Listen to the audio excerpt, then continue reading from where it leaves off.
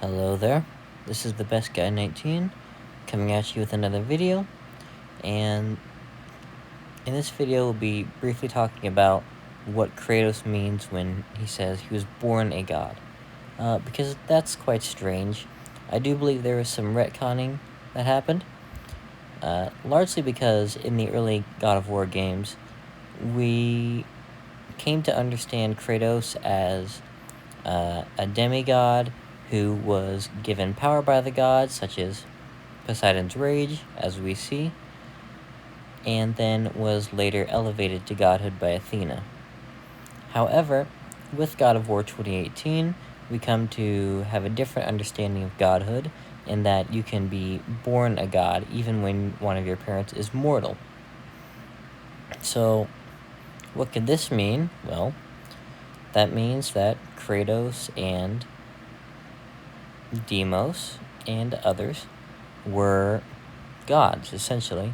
They were just proclaimed a different thing or treated as mortal. And, well, why would he be treated as mortal? Why would they be treated as mortal? Well, probably because of Zeus. Deimos was the marked warrior, or thought to be, and Zeus was worried about the cycle of the son usurping the father repeating itself. This was understandable, as his children are extremely powerful, and yet Zeus kept having them.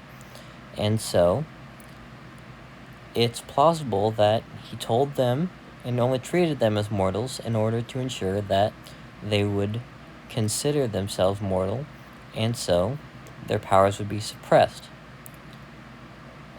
In the case of someone such as Hercules, he seemed to have always known that his father was Zeus, and so he didn't seem to have a sickness or problem with his godly powers manifesting, with his powers being extreme physical capabilities that are able to match even Kratos in God of War 3. Hercules is an extreme example of Zeus's children being very powerful, so you can see why Zeus would want to tamp down on it. Not only this, but gods are not just physically powerful, but many of them have extremely intriguing powers. Mimir said himself that every god is unique, and Thor in Ragnarok is shown to have power over lightning and thunder, being called the god of thunder.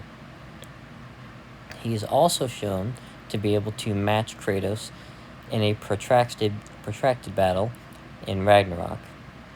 But let's even go back to a fledgling god. We have Atreus, who in 2018 is shown to have extreme capability with language and magic, as well as being able to talk to what normally would not be able to be talked to. In Ragnarok, this extends to his shapeshifting, and thus becomes a hallmark of his ever-expanding godhood. Therefore, we should consider that being a god is passed down through birthright, and yet can be suppressed depending on the knowledge and beliefs of the god in question. So, as we see, why did we not know about Kratos being a god beforehand? Well, because Zeus is worried about the cycle of usurpation, and therefore, knowing that gods who believe themselves mortal will limit themselves, he largely treated them as mortal and did not tell them their true selves. But again, this is just my theory.